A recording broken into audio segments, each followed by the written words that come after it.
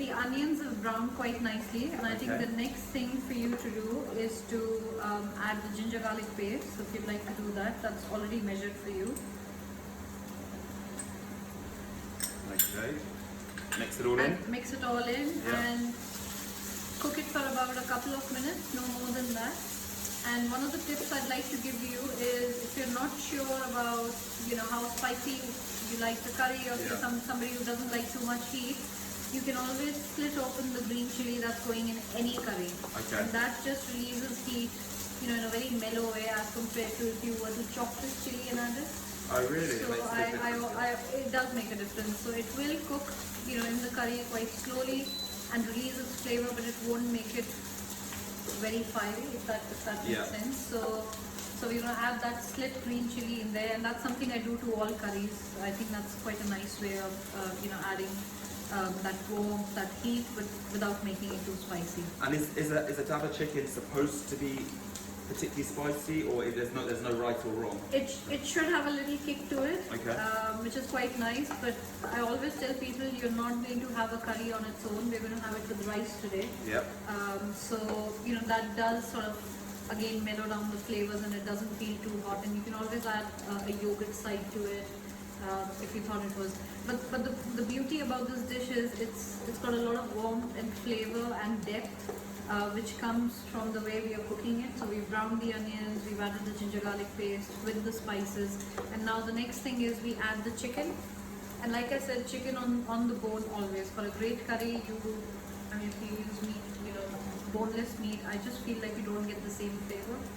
So we'll add the chicken at this point, and then we're going to sprinkle a little bit of salt. And what we'll do is seal the chicken, which means turning the pieces around, making sure it seals on both sides, and then we will put the lid on for 10 minutes.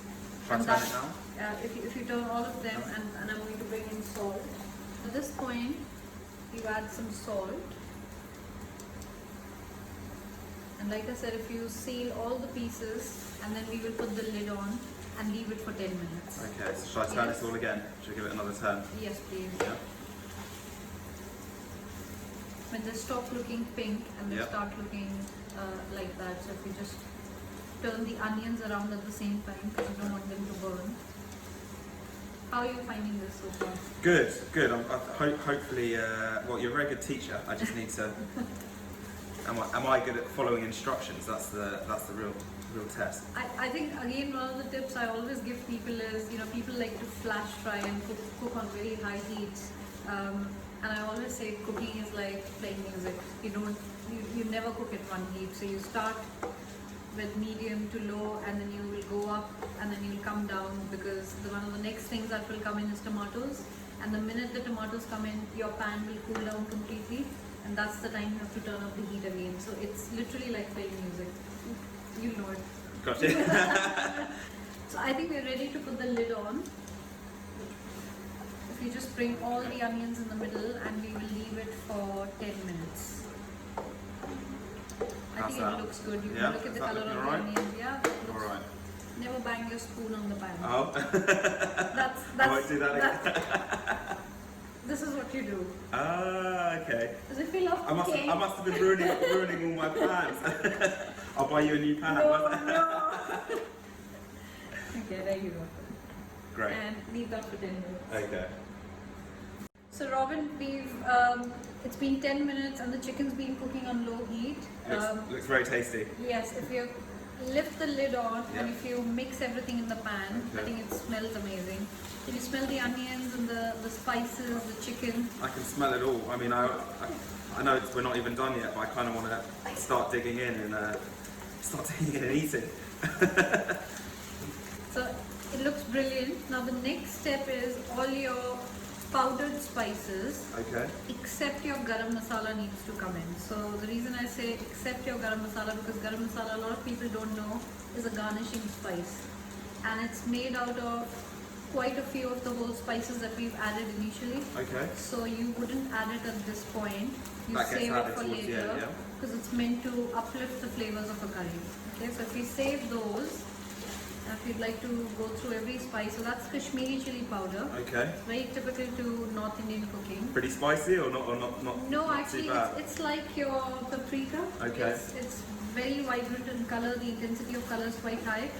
It is spicy, but not extremely spicy. I mean, I'm colourblind, but So- even that looks pretty amazing to me. So we've added Kashmiri chili powder, Yep. and then we are adding coriander powder. Coriander. These are very base spices, which is why I always say it's one of the most rustic curries and simple curries to cook with, very sort of simple spices. And that's your turmeric. So Okay. if you make sure that the chicken is nicely coated, so that Kashmiri chili you'll see will start working its magic. It gives a beautiful deep red color to the curry, and if we mix and coat the chicken in all the spices, the next thing to add is your blended tomatoes. Okay. And from the time you will add your blended tomatoes, you basically want the tomatoes to reduce. All the moisture will dry. They'll look quite glossy and they'll look a much deeper color than they are right now. If Okay. that makes sense. So we're going to be cooking for another 10-12 minutes. Yep. And then you add water depending on how much sort of curry you want. If you're eating it with the bread, you can keep it slightly less, but we are having it with rice today. Okay. So we'll add a fair amount of water. So let's add the tomato. Tomatoes refuse to come out. Should I put give me the spoon? Sorry. There you go. Look at that. And fresh tomatoes. A lot of people, I've been teaching for 9 years, so many people ask me, can we cheat and add tin tomatoes? Yeah, chopped tomatoes to a tin. Is that just a no-no? Or, Is that... I just say you need to know how to. It's all about using the right ingredients, and I think, like I said before, tomatoes on the vine, nice plump. And another thing about tomatoes, a lot of people don't know is they bring tomatoes out straight from the fridge and use it in their food, and that's something you should not do. They should always be at room temperature. That's Oh, when really? you get, yes. Okay. So the right tomatoes stored at room temperature, I think that's what you need. Okay. So now, do I need to keep stirring it, or is So it? you need to mix everything quite well, Yeah. because you need to make sure the tomatoes get coated in all the spices. Okay. And then we will turn up the heat slightly and we will cook for another 10 to 12 minutes. Okay, great. I'm going to check on the rice while you do this. So the chicken is ready now. We've uncovered it, we've fried the tomatoes, and I think you're ready for the final step is to add water. Okay. And then put the lid back on and just let it slow cook. And you're cooking as long as the chicken takes to cook. Because it's meat on the bone, Yep. it will take a little bit of time, Okay. but not too long from this point. Okay. So to clear my spoon. Yes. Yeah, I don't hit it on the side That's a of good that. idea. And don't forget your garam masala. People Okay. quite often forget it. So Oh, that's the finishing touch. But once the curry is ready, and we Okay. will garnish with some coriander powder. So I'm going to add a little bit of water. If you help me mix. So does the lid go over this, or do I Yes, just keep... one big Give it- stir just yeah. to make sure everything's mixed quite nicely. You Okay. see the color from the Kashmiri chilies? Yes, I do. What a vibrant color, and everything's been done from scratch, as you saw: onions, tomatoes, ginger garlic paste. So again, one of the biggest things I tell people is you don't need canned tomatoes to cook a good curry. Okay. Cook fresh, cook from scratch. But yes, definitely you need good spices, good quality spices, and spices that are fresh, not something that's been in your cupboard for months and for years. So Robin, shall we check on the curry? I think it's nearly done. Okay, and, looks good. If you give it a stir, Yeah. what we're going to do is I'm chopping up some coriander to garnish it, and remember we still need to add the garam masala for that final special touch. I keep forgetting that one. Yeah. So if you add all of this, Okay.